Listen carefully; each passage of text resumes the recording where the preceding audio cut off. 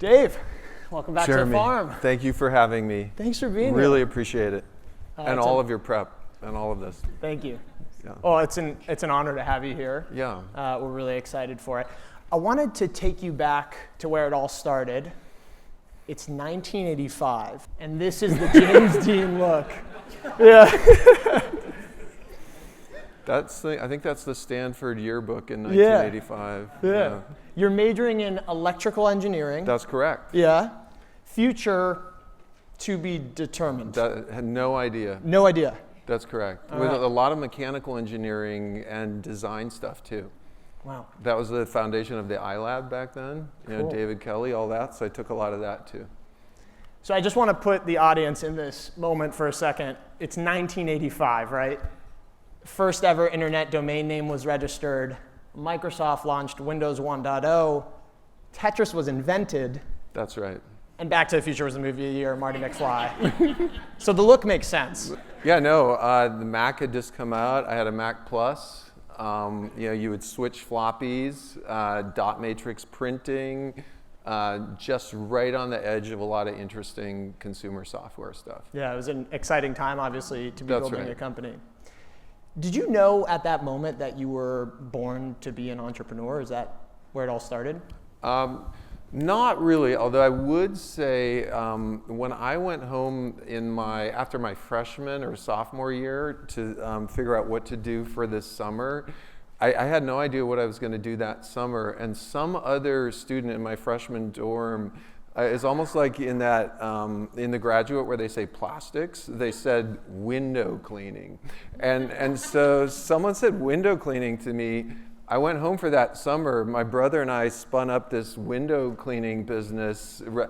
We just made buck. Like we went knocking on doors in the evening. We just say, hey, we can come wash all your windows, and just worked all summer. So there was a little bit of that, but I would say following the graduation, I think encountered a difficult time where, unrelated to the window cleaning, it's like school's fun and you just follow the path and you do this and you do that. And I think when I went to find a job, I was a little lost. Like it just didn't land in my lap in a way. Yeah. So that is really difficult, and a lot of students here are kind of grappling with what they're going to do after their 2 years here, so we'll get into that a bit. Yeah. So you start with the window cleaning company, and then you actually naturally progress to Knowledge Revolution, the physics software simulation platform. So that's a natural progression. It was, I would say along the way, I tell a lot of young people this, there were 2 or 3 years of just the absolute worst jobs in the world. So 2 years of massive disappointment. Arguably myself not figuring out how to go to companies I loved and kind of moseying all around. And I can remember calling my dad and just not believing how terrible my predicament was. And so after a couple of these jobs, I took some time off and I would say flipped to a different mode, which was intuitive mode. And at that time it was the Apple II and then the Macintosh and educational software, and I made a much more intuitive move, just like I'm going to get into educational software. Wow.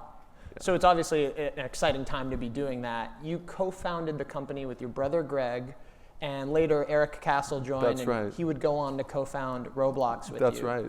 For all the folks here who are thinking about co-founders and starting a company right now, how did you go about that decision to start a company with those two people? So I would say a lot of luck, actually. Wow. Like I think the ecosystem today is so much more sophisticated about finding adjacent people and amazing co-founders. On the Knowledge Revolution side, I wrote the first vision of this thing called interactive physics. It's like a old physics laboratory simulator type thing, and it got some traction.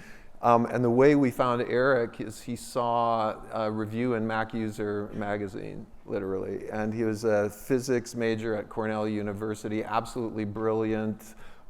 He called me up, he flew out from Cornell and he joined us. So like literally serendipity. Wow. a little bit of luck, but also some openness to what the world may bring you. Yeah, absolutely. And then he joined us in that company. The vision of that company was educational software. We built this really amazing physics simulation stuff, and for a while it was used with every textbook and all of that. And then we made, I would say, typically made a terrible decision because a lot of people like to play with it, and we're talking to all kinds of gaming companies, and it was really fun. But we made more of like a, oh, the technology is really good. Let's get into mechanical engineering, which was really, I would say, non-intuitive, not where our strengths where more of our technology was. But that was successful as well. Yeah, suffice it to say, Knowledge Revolution was a big success. Yeah. Without raising any capital, you sold the business for $20 million, and this is in 1998. That's right. What did you learn from that first company building experience that you took forward with you? Well, I learned to, I think one really big picture thing that we learned we could really intuit the customers for the educational software business. And we were in touch with them. We could understand who they were. We could match the software exactly to these customers. And we arguably could have intuited a continuation of those customers into what Roblox became.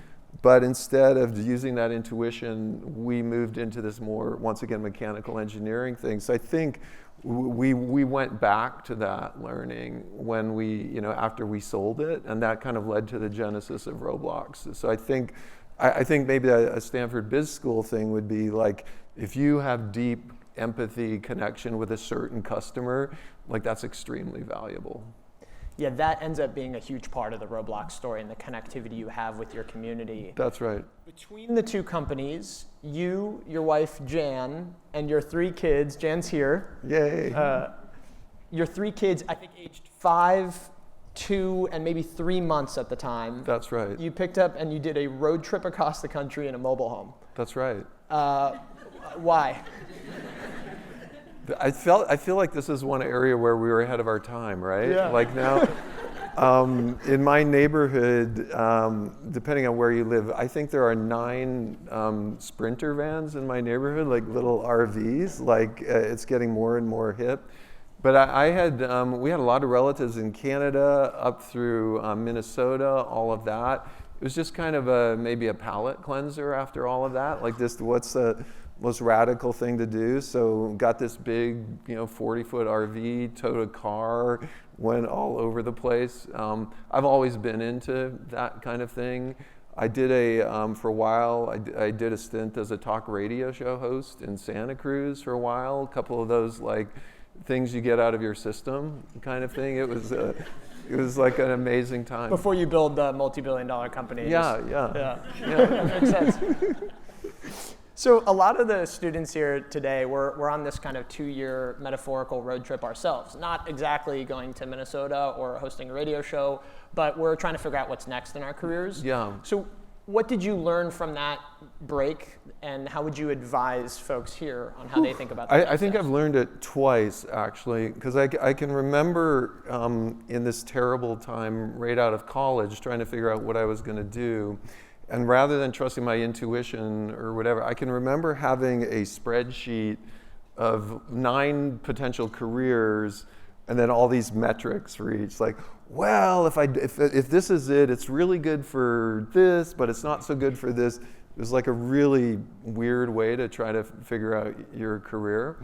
And then I would say after the selling of Knowledge Revolution, what was really interesting is I got a little bit into this mode of like, yeah, I just deserve to be a CEO of some new hot company kind of thing. Like I just sold this Knowledge Revolution, but like, well, it's interesting. Not everyone's calling me to be the CEO of this company. Like, what's going on? And then I can remember poking around on a few interesting areas that I don't think were completely vision aligned for what I was interested in. Like I was just really interested in 3D simulation, consumer software, all of that kind of stuff.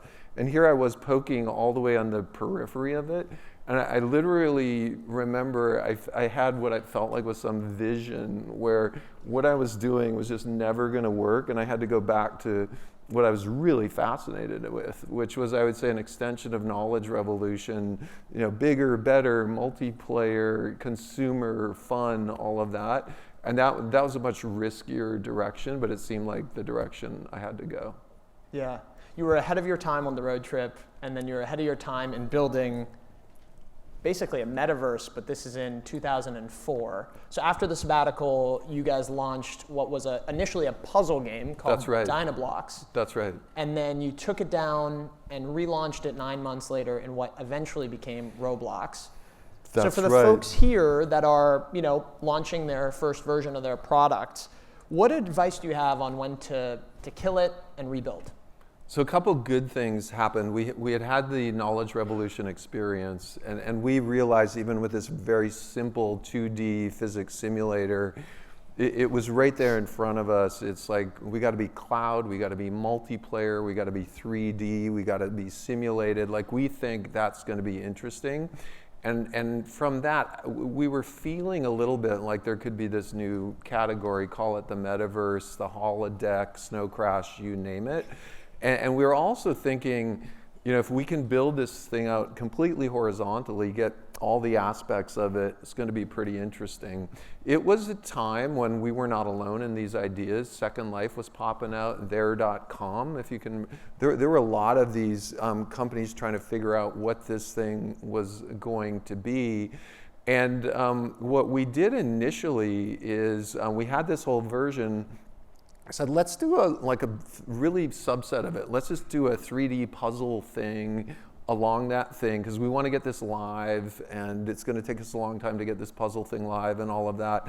And so we do the puzzle thing, and we invited maybe 100 people, and 2 weeks later, okay, like, no one's using it.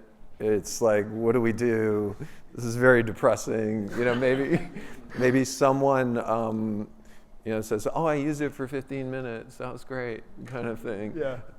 And so then it was a big decision. But I think intuitively, we knew that was not the complete product. The complete product had to be multiplayer and people making stuff and people playing in it and all of that. So that was a bit of a time like, yeah, honestly, like, we knew it, right? Like, we've got another 9 months here or a year to build this thing. And so we just shut it down, keep going, and relaunch a year later. So if you're not getting the usage, you restart, you rebuild.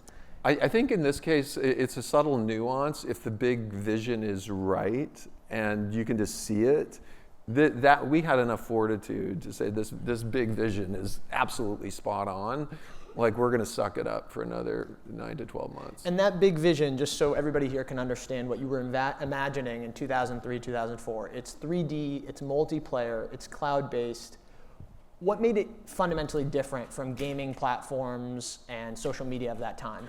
Yeah, I think what's really fundamental about this is we felt that, I think even at that time, we felt there's going to be some natural technology evolutions that are just inexorable. This is going to just happen. And we've seen that before with the telegraph system. We've seen it before with the telephone system. At that time, we're starting to get into text. Video was still, world fair kind of in everyone's imagination. And we were, gaming was starting to get a little bit multiplayer. So we knew, I think, fundamentally that 3D simulation could be a communication platform. This could be a way that people ultimately go to school or work together or those kind of things. And the gaming market was showing some of that technology, but it really wasn't fully user-generated. It wasn't just you build whatever you want. It was very pre-canned, and user-generated is really, it means self-service or whatever you build can go live. So we were kind of seeing the combination of that, self-service, whatever you build can go live. And I think that was a big, arguably Second Life was doing that. We were doing it, I think, in a much more scalable, kind of sustainable way. So I'm trying to put myself in your shoes in 2004, 2005, and you're telling people around you, I'm building an online platform for people to build games for other users. That's right. And I got to imagine people are like, Dave, this is crazy. What are you doing here?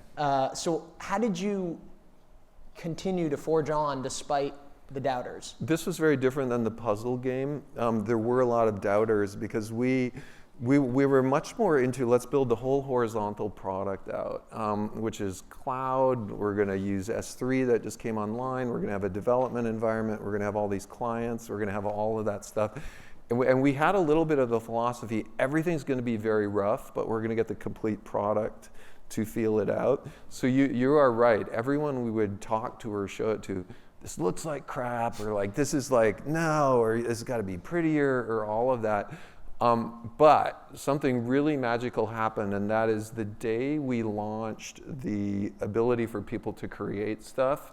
And at that time, we maybe had 100 or 200 users. We just knew we had hit virality. So after all of those other experiences, we knew probably within 4 hours, just like, okay. In 4 hours, you could just see it. That's right. I would say we had an earlier slightly viral period where we would buy users, and we had maybe 500 users on the platform, and we would talk to them. That was going pretty good. But then when we launched user-created content and self-publishing, we saw within 4 hours just creation. Wow. There were 4 of us in an office, and we kind of like that night knew, okay. Wow. Yeah, it's pretty cool. So it's 4 of you in an office in Menlo Park. That's right. Let's fast forward a few years. It's now maybe 2007. Yep. And Roblox usage is up. You've seen that That's right. virality, but the economy is starting to show some That's right. signs of weakness. And you guys are starting to think about monetization in a more thoughtful way. That's right. So that was, I think I've heard you say that's a near-death moment for the company. That was one of several, right? So that would be a moment. Do you want to go through all of them? Well, no, that's one of the times as an entrepreneur where I can remember saying, relative to everything else I've done in my life, this is the hardest thing ever. Like, this is so hard. And, but at the same time, I can remember us, we had a problem where users was growing like that, but dollars per user was going like that, so dollars was flat. So users is going up, dollars is flat. That means you're spending more on infrastructure, all of that. So that's a bad situation. And so I think we did what the traditional response would be. The traditional response is, what did we break? Oh my gosh, there's so many ideas we can do to improve monetization. We have a list of 50 of them. And so we did that initial, what's the bang for the buck of all the 50? Let's figure out everything that's broken. Behind the scenes, I would say just like the starting when we finally hit the complete product, we actually somewhat knew that the big thing is virtual economy. And the big thing is, let's build a perpetual motion machine where creators can earn money and sell stuff and all of that. But that would seem like a little too hard, and so we actually didn't consider it. We spent 3 or 4 months churning on all this stuff, but sure enough, 4 months later, just like it's not getting better. We've done like 15 or 20 of these things, and then it's like, okay, you're right. We got to go do this big thing. But then that clarity, it kind of put a skip in our step. It's just like we're giving up on all of the things we broke. We're giving up on all the tactical stuff. We're just going to go hardcore and build this full virtual economy as fast as we can. It had to be a complete product, right? Digital currency, developers having the flexibility to sell things for currency, users having the ability to buy currency, developers having the ability to cash out on the currency, and some search and discovery acceleration so that, some of the devs who are making money get more visibility. So we kind of felt it was like some closed loop operational amplifier. If we had all of these pieces, it might just go viral again. And sure enough, just like when we had introduced Roblox Studio for the content, we put all these 5 components, like everyone's talking about them, we're going to launch. And then in probably 4 hours, we said, yeah, it's going to work. Because every dev just says, oh my gosh, I could make a living. I'm going to sell a flashlight in my game, or I'm going to sell a motor scooter or something. They started bubbling to our discovery system. Users started buying the virtual currency. It just like, Wow. so we kind of relived that lesson all over again. So it's one of the toughest moments, clearly, but it's also this moment of tremendous resilience, and it builds this muscle at Roblox to do the hard thing first. That's right. And you guys start generating revenue in a big way, but still, over the coming decade or so, you guys face wave after wave of would-be Roblox killers. So that's Minecraft, that's Fortnite. That's right. So what did you decide to do, and critically what not to do, as each competitor emerged? Yeah, I can remember. So the good news is when Minecraft came out, for example, we had in the pipeline and behind the scenes arguably 5 to 8 really big technical innovations. Like we were thinking out of the box on this. We were thinking auto sharding in the cloud. We were thinking multi-device. We were thinking super stable APIs. We were thinking build it. We were thinking Lua language. We were thinking abstraction. We were thinking coming mobile. They were all kind of bubbling under the surface. But then, yes, sure enough, when Minecraft came out of the woods, just like, right? And we kind of lived through, I would say, a 2 to 5 year Minecraft craze, just like that was there. But behind the scenes, you know, their pipeline of innovation was nothing like ours. Like we had an experience 4 weeks ago that 25 million people at the same time were playing. And that was all based on a sharded, you know, cloud super pipeline. Really infrastructure abstraction in a way, and augmentation with our infra so we could burst into the cloud as well. But they weren't doing any of that sharding kind of stuff. They split their platform. They had like a Java edition and a Windows thing. We thought it was all developers, all stable APIs, like the DOS prompt kind of thing. So we knew we had that coming. We knew we were going to try to run the same thing on mobile as PC. So sure enough, like, you know, behind the scenes, all of that innovation came to play. And then the same story actually happened with Fortnite probably 4 or 5 years ago. Fortnite came out of the blue, Epic Software, just to be this giant gaming platform, and the same thing. Like, whoa, this isn't fair. Like, how come that thing's so big all of a sudden? Like, we're working really hard. But also, arguably, once again, a beautiful product.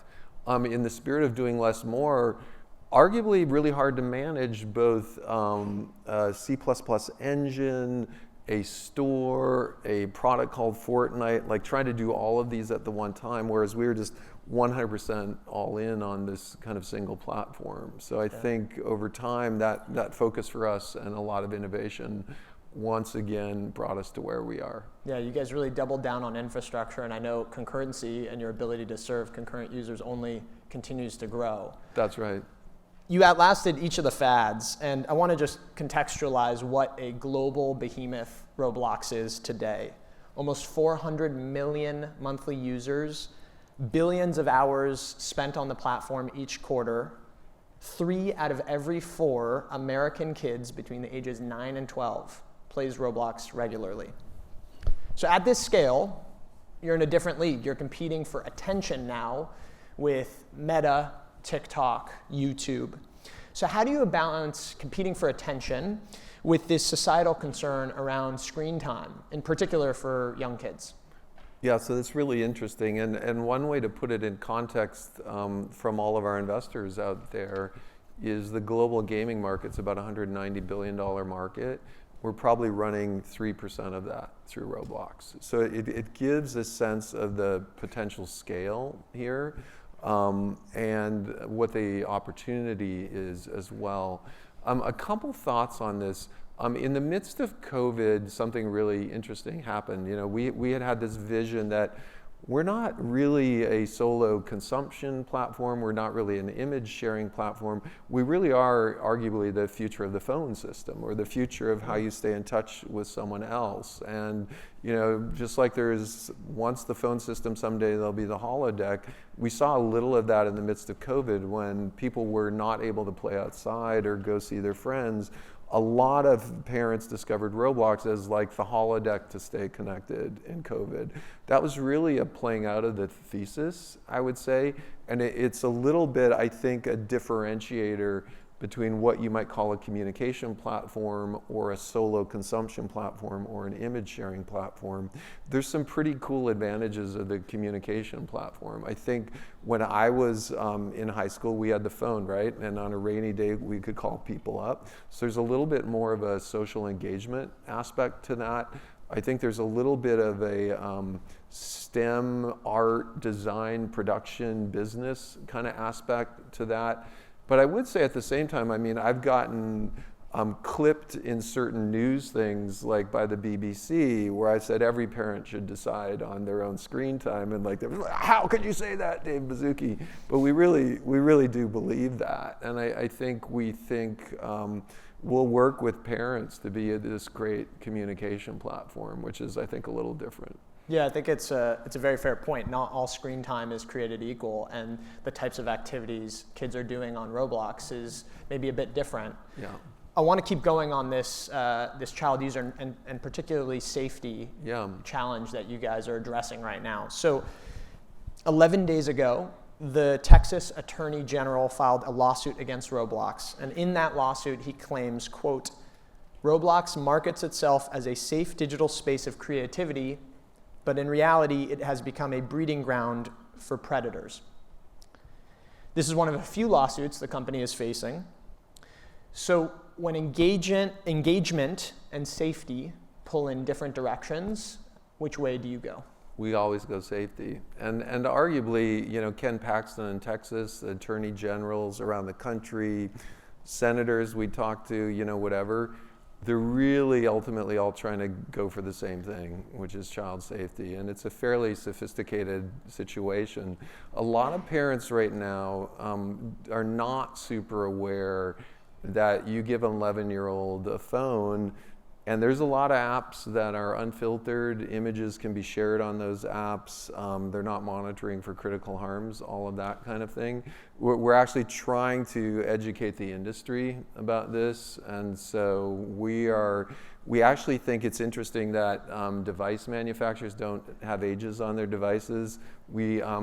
Small world, right? Today I was on TV three times talking about how we're going to innovate with age estimation for every user on our platform. So I'm very optimistic ultimately about the industry learning about how to keep kids safe. And I think we have to design our product assuming an 11-year-old is just handed a phone right now. And I think we're innovating in a super good direction there. So I want to keep going on this because it's one thing to prioritize safety, and then it's another to scale a company to multi-thousand employees and have each of them prioritize safety. That's right. So when each of your employees might be incentivized on engagement or revenue or other incentive structures in your company, how do you create a safety-first culture throughout? Yeah, I think, so one of the things we've done, and I think it's an interesting way to architect the company, is we're actually pretty vertically architected rather than functionally architected. And so when in a company that's functionally architected, where there's just like so many engineers and so many product managers, sometimes I think it can be a little hard to say like how many people are working on one thing. We have much more moved to, we need to have completely dedicated safety stack. We need to know 100% product, 100% engineering, 100% live ops. Who are all of those people and where are they? And at the executive level, make the decision on the head count. Like that is pure safety people. I would say there's adjacent groups as well in our company, both the user group and others that touch on it. So I think it goes straight to the architecture of the company, the size of that safety group and how we architect it. So it's actually organizing specific teams so that they have this priority. It's literally like we can measure the size of the company called Roblox Safety within Roblox. Wow. So now as a public company CEO, you deal with challenges like this one on safety, and I'm sure many others. I would say the safety one, I want to highlight, I think it's actually an opportunity, not a challenge, because we've started 6 through 60, and we're so focused on this, including all we're doing, age estimation and other things. Long term, we are going to have this amazing audience of 6 through 13-year-olds. That's very difficult for other companies to kind of get to. And a lot of our 15-year-olds and 20-year-olds have been on Roblox since they were 12. So I actually think it's a long-term growth opportunity as well as maybe a ethical, moral responsibility. Let's stick with it because I like that a lot. This notion of responsibility, and I know it's one of the core values at the company. You guys talk about we are empowered and responsible for both the intended and unintended consequences of our actions. So you talked about parents having a choice. That's right. Where does your responsibility as a platform begin and end? Yeah, I think in this case, our responsibility goes beyond financial or legal. It's like, for me, obviously, financial gains in making Roblox awesome. Legal, we typically, on the legal side, we want to be way ahead of that. Like, we want to be building stuff that might get wrapped into law 5 years later. We don't want to be waiting. Once again, what we're doing with age estimation, there's no law that says we have to do that. We're just doing that right now.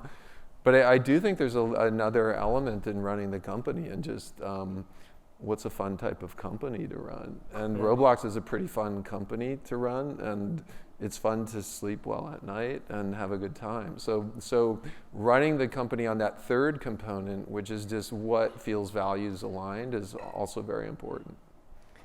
Well, it's a fun company to run. You've been running it for more than 20 years now, and you went from 3 employees in a room in Menlo to now thousands of employees and global impact.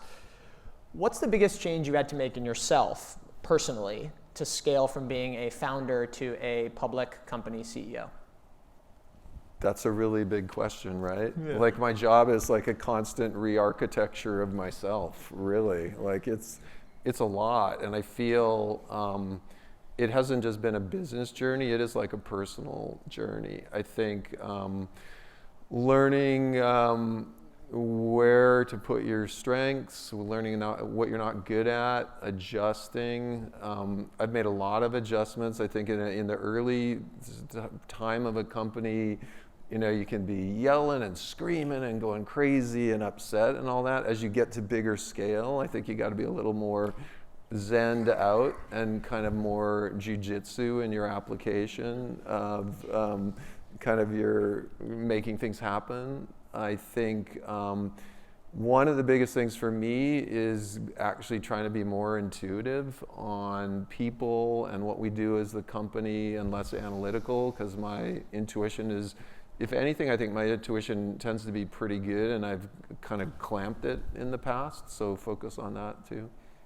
What does it look like to be Zen at a company that has thousands of employees? I think I think if I'm in a meeting with 15 people and within 4 seconds we're reviewing some product thing and I'm just saying that is wrong, that is not going to scale, thoughtfully thinking through how am I going to optimize the delivery of this message. So the intuition is there, but you don't let it speak freely at all That's times. correct. Yeah. Like actually, I'm going to look at everyone in this room and rather than say, that sucks, I'm going to, in 5 words, try to optimize the change, all of that. Well, it wouldn't be 2025 if I didn't transition us to talking about AI. Yeah. We got to do it. Let's do it. Let's do it. Every company is racing to adopt AI, and they're trying to convince investors that their businesses will improve as a result of AI. So as you think about Roblox's unique advantages, you talked about some of them earlier, what makes you guys uniquely positioned to take advantage of AI across your business? It's really exciting. I think there's obviously a lot of froth in the true frontier 3 or 4 companies that are going for whatever, super intelligence, whatever. But I think there's a whole other dimension out there which is just radically accelerating your business. And for our business, we have a huge AI team. We're running over 400 different models that we built. Everything, text safety, voice safety, search and discovery, 3D generation, you name it, super broad. What's interesting for us in AI is I would say there's been maybe 3 or 4 waves of AI for our company. Wave 1 would be behind the scenes, everything's getting better without the customer really knowing it. Safety filtering, all of that. Wave 2 is starting to see early signs of generative AI. The dream, not just for a creator, but anyone walking around in a world in Roblox, talk about the clothing you'd like to magically appear, or talking about the game you'd like to magically build, which I think is going to be transformative. We're going to see new types of games. I think the next one, though, beyond that, is going to start to be, virtual avatars, doppelgangers, assistants, all of those kind of things. And I do think the architecture of these types of platforms will be, if I so choose, there will be a values-aligned version of me that I could say, go play with your kids for an hour because I can't do it. And they'd kind of be pretty close. Or there would be someone who I could give some commands to and they would go do stuff. So I think the future for us will in addition to 3D generation, be like literally, virtual humans in Roblox creation type thing. And I think that area is super hot. We have people building robots, we have people trying to do world models, we have all of that kind of stuff. Roblox has one very unique thing, and that's about 11 billion hours of human interaction data every month. It's not just video, it's what their faces are doing, where their arms are moving, what they're doing in a 3D environment. And that's a huge repository of training data that we would never sell or leak, but use to make the platform better. So I think there's a big opportunity for us there. Yeah, it's an incredible amount of engagement and creates this flywheel for you guys. That's right. On that second wave, you mentioned developers, and I'm curious if, do you have any concerns about what AI will mean for developers who are really the lifeblood of Roblox's thriving economy? They build the games that people play. I'm a little more on the optimistic side, AKA Industrial Revolution. It's not like all of the people who are building horse buggies lost their jobs, but there's like some new types of industry for them to do and accelerate and do better.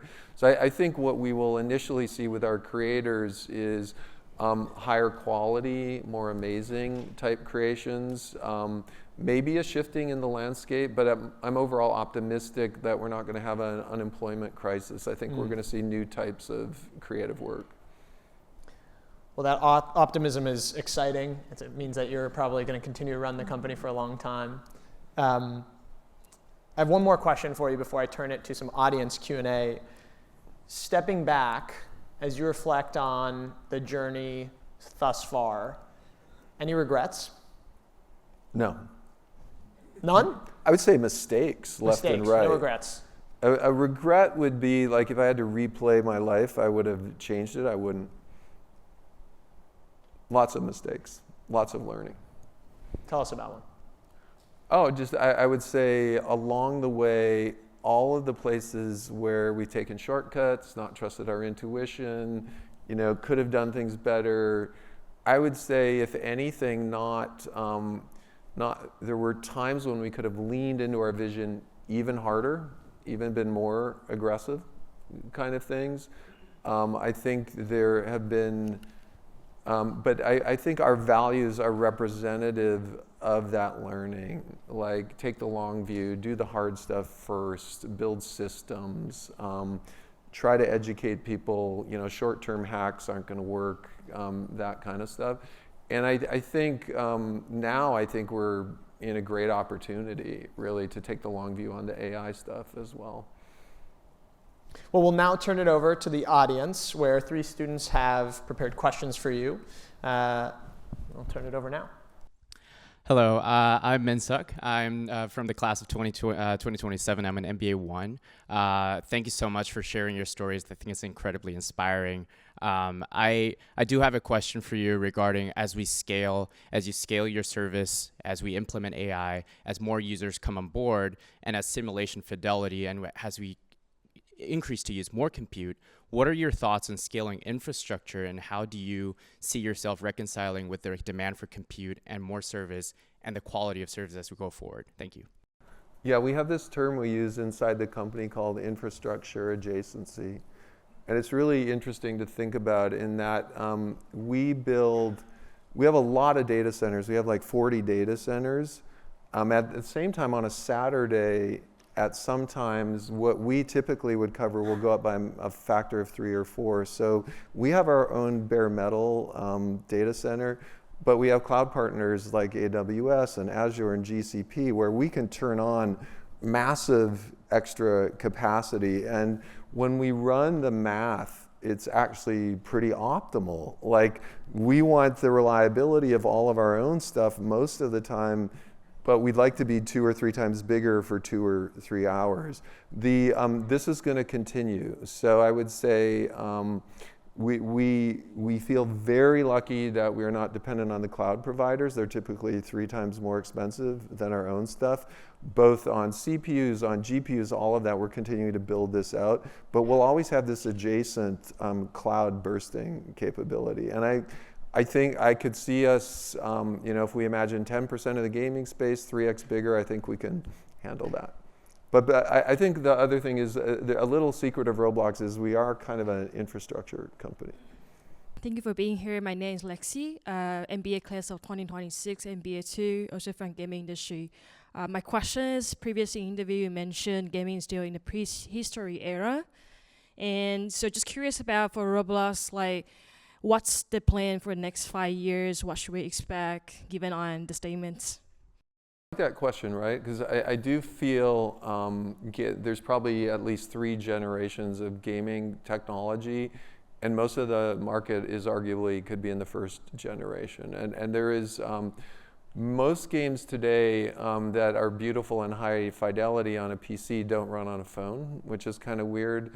Most games don't stream in 3D in a low latency way. They either stream video, which hasn't worked so well, or they're downloaded, some as big as 200 gigabytes. So the magic combination of exact same experience, low-end 2 gigabyte RAM Android phone and gaming PC, instantly joining around the world with low latency, is where I think the next gen is. So that in our developer conference, that's kind of a huge architectural thing we've been talking about.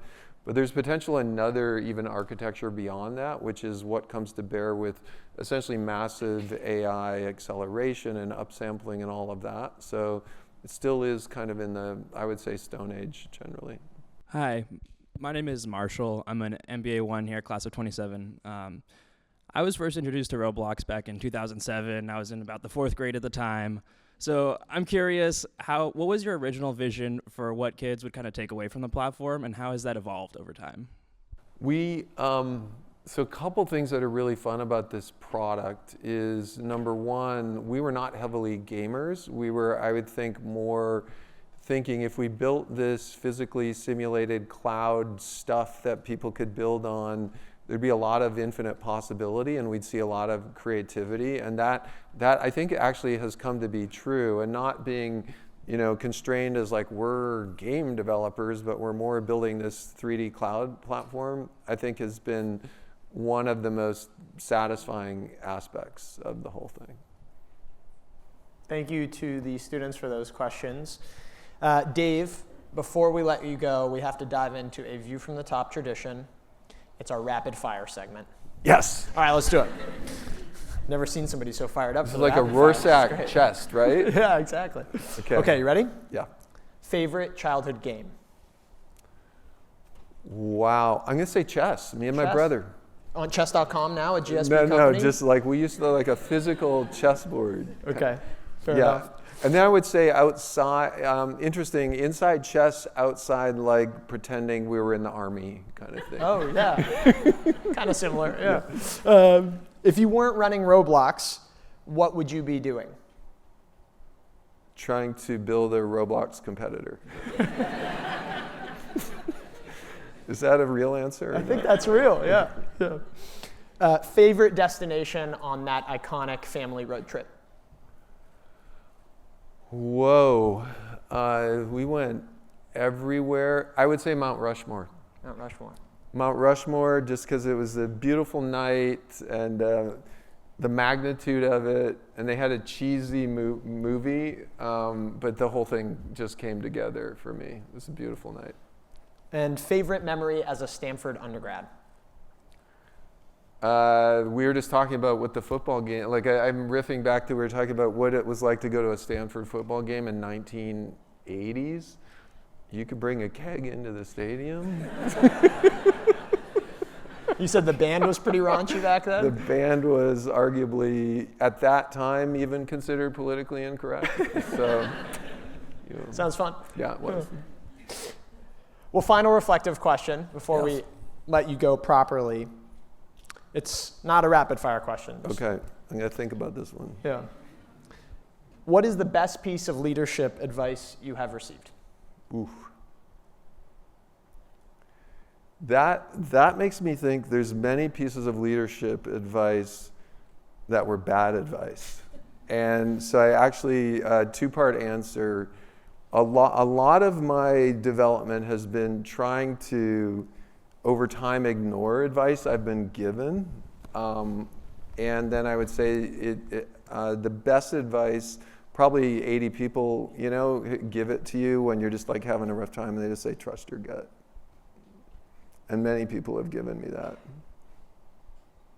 Dave, thank you for being here. Ladies and gentlemen, Dave Baszucki. Thank you.